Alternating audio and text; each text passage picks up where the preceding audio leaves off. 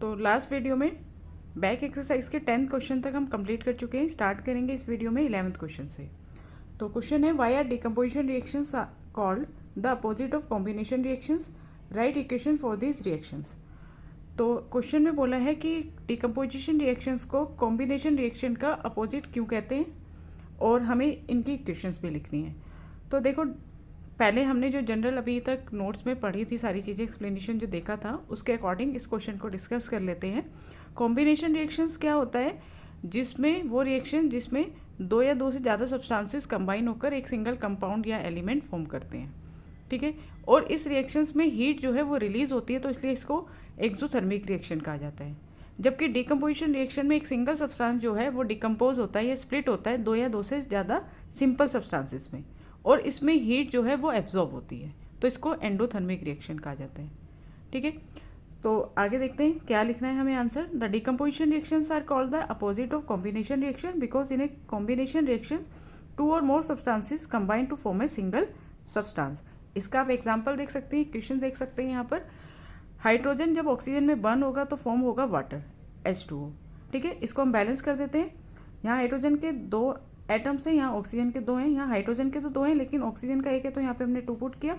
यहाँ 2 coefficient put करने पर हाइड्रोजन के 4 हो गए, तो यहाँ पर भी 2 पुट कर दिया, ठीक है। इससे आगे डिकम्पोजिशन रिएक्शंस क्या होता है? जिसमें एक सिंगल सब्सटेंस स्प्लिट हुआ और दो या दो से ज़्यादा सिंपल सब्सटेंस फॉर्म्ड हुए, ठीक है। अब ये इसका अपोजिट हो गया, जैसे ये वाली रिएक्शन देखी थी, इसका अपोजिट हो गया ये डिकम्पोजिशन रिएक्शन। तो यहाँ पर वाटर जो है, वाटर में से जब इलेक्ट्रिसिटी पास गई तो वो डिकम्पोज हो गया हाइड्रोजन में और ऑक्सीजन में। तो इसको भी हम बैलेंस कर देते हैं, यहाँ पे 2 पुट कर देंगे और यहाँ पर।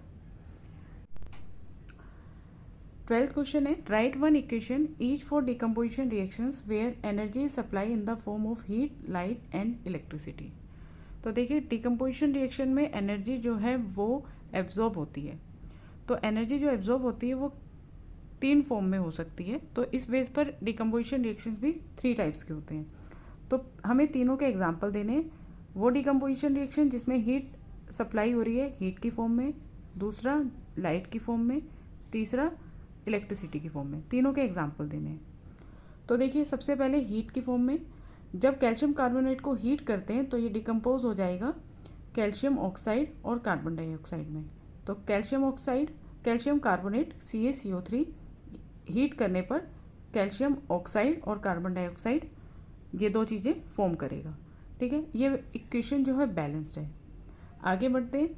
जब silver chloride AgCl is expose to sunlight, इसको जब आप सनलाइट में रखेंगे, अब यहाँ पर जो एनर्जी दी जा रही है वो किस फॉर्म में दी जा रही है? Sunlight.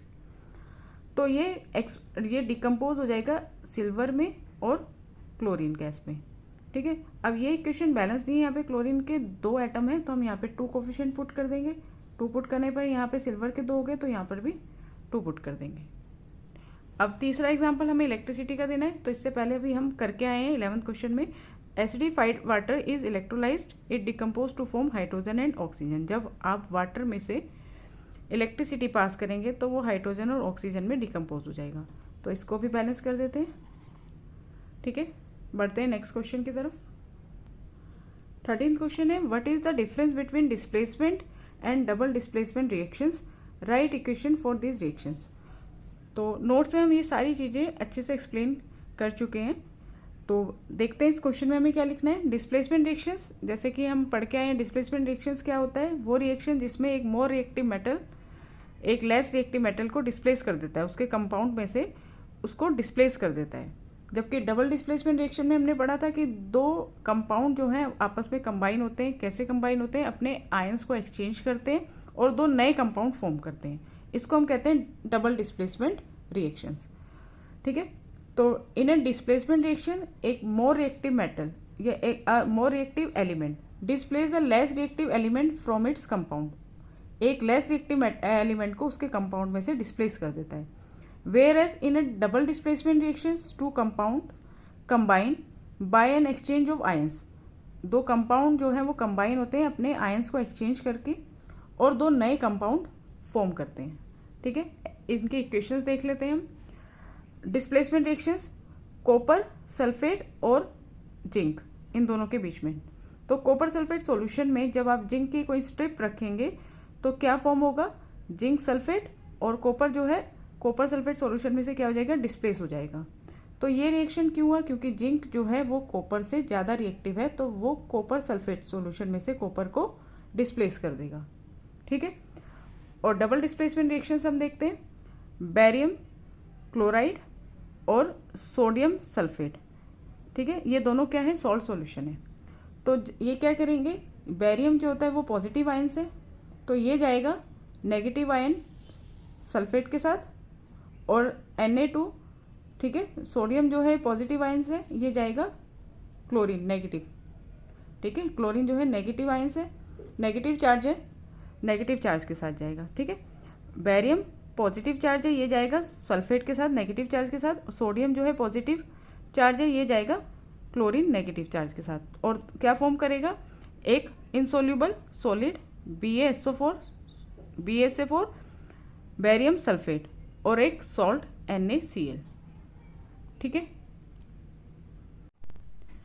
Question number 14, in the refining of silver the recovery of silver from silver nitrate solution involve displacement of copper metal, write down the reactions involve. तो इसमें कहा है कि सिल्वर की रिफाइनिंग में सिल्वर को रिकवर किया जाता है सिल्वर नाइट्रेट सॉल्यूशन में से, किस तरह से, कॉपर मेटल को डिस्प्लेस करके।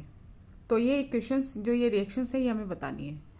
तो silver nitrate AgNO3 plus copper, जब इसमें आप कॉपर प्लेस करेंगे, इस सॉल्यूशन में जब आप कॉपर प्लेस करेंगे, क्योंकि कॉपर जो है सिल्वर से मोर रिएक्टिव है, तो कॉपर सिल्वर को क्या करेगा, डिस्प्लेस कर देगा, और क्या फॉर्म करेगा, कॉपर नाइट्रेट।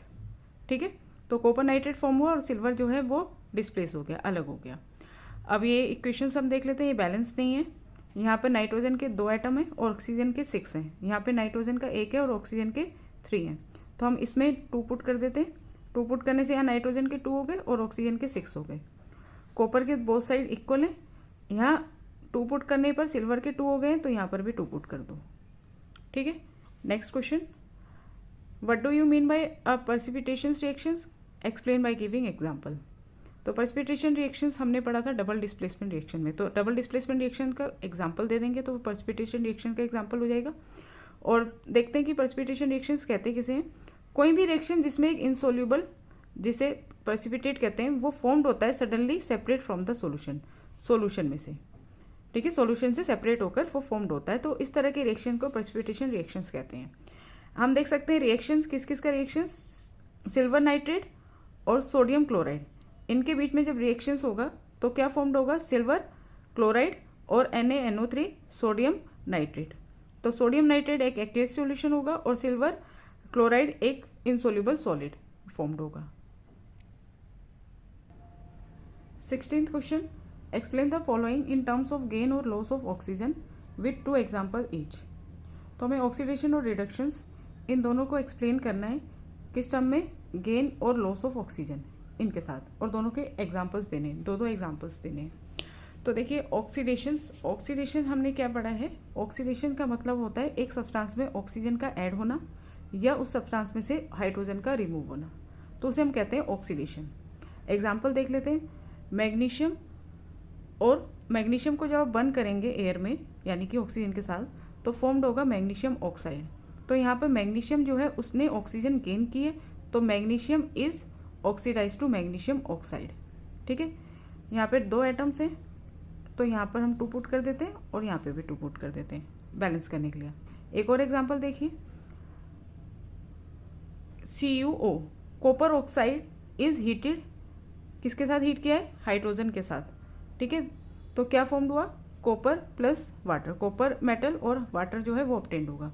तो इस रिएक्शन में हाइड्रोजन जो है उसने ऑक्सीजन गेन किया है, hydrogen is getting oxidise to water, तो ये कौन सा रिएक्शन हुआ, ऑक्सीडेशन। ठीक है, अब देखते हैं रिडक्शन के एग्जांपल। रिडक्शन में क्या होता है, हाइड्रोजन का ऐड होना या ऑक्सीजन का रिमूव होना एक सब्सटेंस से, उसे हम रिडक्शन कहते हैं। तो जैसे एग्जांपल देख लेते हैं दोनों, ZnO zinc oxide plus carbon, zinc oxide और कार्बन क्या फॉर्म करेंगे, जिंक प्लस कार्बन मोनोऑक्साइड। ठीक है, बैलेंस है ऑलरेडी। तो जिंक ऑक्साइड में से ऑक्सीजन जो है वो क्या हो गया, लूज हो गया, तो जिंक ऑक्साइड में से ऑक्सीजन जब लूज हुआ तो ये क्या फॉर्म हुआ, जिंक मेटल।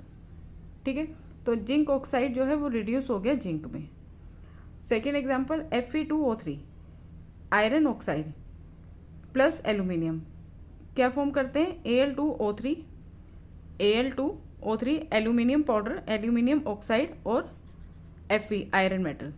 ठीक है, अब इसमें Fe2O3 ये आयरन ऑक्साइड जो है उसने ऑक्सीजन को लूज किया।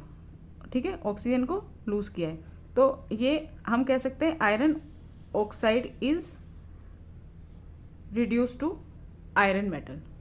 Iron oxide is reduce to iron metal.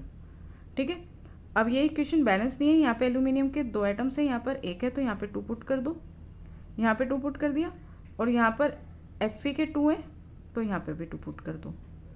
ठीक है, तो अब ये बैलेंस हो गई। 17th question, a shiny brown colour element X on heating in air becomes black in colour. तो एक एलिमेंट है जो जिसका कलर जो है ब्राउन है, शाइनी ब्राउन है, जब उसे एयर में हीट करते हैं तो वो बन जाता है ब्लैक कलर का। तो हमें उस एलिमेंट का नाम बताना है और जो ब्लैक कलर का जो कंपाउंड फॉर्म्ड हुआ है वो बताना है।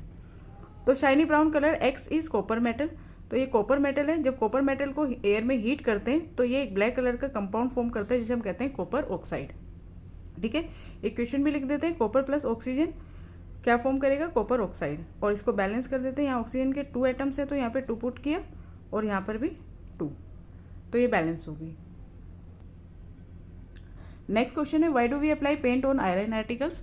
तो हमने ये रस्टिंग और कोरोशन जो हमने सारी चीज़ें पढ़ी थी उसमें हमने ये पढ़ा था कि आयरन को कोरोशन से बचाने के लिए, या आयरन के में जो कोरोशन होता है उसको हम रस्टिंग कहते हैं, रस्टिंग से बचाने के लिए पेंट अप्लाई किया जाता है। ठीक है, paint is apply on iron articles to prevent their rusting. When a coat of paint is applied to the surface of an iron article, then air and moisture cannot come in contact with the iron metal of the article and hence no rusting take place. Next question, oil and fat containing food items are flushed with nitrogen. Why? तो हमने पढ़ा था कि nitrogen जो है unreactive gas है, तो वो फूड आइटम जिसमें ऑयल और फैट होता है उसको फ्लश किया जाता है, उसे भरा जाता है नाइट्रोजन गैस के साथ, क्योंकि नाइट्रोजन एक अनरिएक्टिव गैस है तो ये फूड के साथ रिएक्ट नहीं करती। ठीक है, और इसको ऑक्सीजन के साथ रिएक्ट करने से बचाती है। ठीक है, तो it prevent them from being oxidise, food को ऑक्सीडाइज होने से बचाती है, इस तरह से फूड जो है रेंसिड नहीं होता। तो लास्ट क्वेश्चन है, explain the following terms with one example, corrosion and rancidity. तो कोरोशन और रेंसिडिटी मैं पूरा एक्सप्लेन आपको कर चुकी हूँ नोट्स में, तो मैं आपको नोट्स वाले ही जो नोट्स हैं इसके बारे में वही मैं आपको शो कर रही हूँ। ठीक है, तो ऑक्सीडेशन रिएक्शंस के 2 इफेक्ट होते हैं, डैमेजिंग इफेक्ट्स होते हैं, एक मेटल पर जिसे हम कोरोशन कहते हैं, एक फूड पर जिसे हम रेंसिडिटी कहते हैं। ठीक है, तो मेटल के लिए कोरोशन वर्ड यूज़ होता है और फूड के लिए रेंसिडिटी वर्ड यूज़ होता है। तो इसका एक्सप्लेनेशन पूरा यहाँ पर है। The gradual destruction of metal by the action of air, moisture और a chemical on their surface is called corrosion. When an iron object is kept in damp air for considerable time, then a red brown substance called rust is formed on its surface. तो जब iron object को हम लंबे समय के लिए हवा में रखते हैं तो उस पर एक ब्राउन कलर का सब्सटेंस फॉर्म्ड हो जाता है जिसे हम रस्ट कहते हैं। तो आयरन में जो कोरोशन होता है उसके लिए एक वर्ड यूज़ होता है रस्टिंग। ठीक है, तो कोरोशन को बाकी प्रिवेंट कैसे किया जा सकता है, ये मेथड है पेंट अप्लाई करके, ऑयल या ग्रीस अप्लाई करके, या बाय गैल्वेनाइजेशन। दूसरा पार्ट है रेंसिडिटी। तो रेंसिडिटी क्या है, the condition produce by oxidation of fats and oils in foods mark by unpleasant smell and taste is called rancidity. तो जब फूड जो है वो ऑक्सीडाइज होता है तो उसमें उसकी जो स्मेल और टेस्ट है वो अनप्लीजेंट हो जाता है, जिसे रेंसिडिटी कहते हैं। ठीक है, rancidity spoil the food material prepared in fats and oils.